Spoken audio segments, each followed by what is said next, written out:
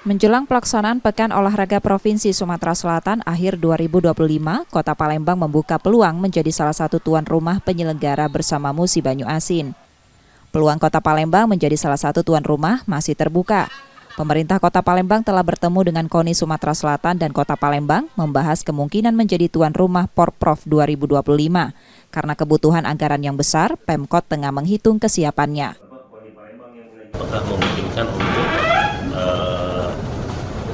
memungkinkan mengikutsertakan Kota Palembang sebagai tuan rumah sebenarnya. Cuma kan ini masih wacana, belum ada surat menyuratnya. Cuma kita sedang pelajari, baik dari KONI juga mempelajari dulu kemungkinannya, dari pemerintah kota juga mempelajari kemungkinannya, dan KONI kota pun sedang menyiapkan. Nanti setelah ini dibutuhkan tim kecil inilah nanti yang akan menggodok detailnya, terus baru kita akan memutuskan kembali.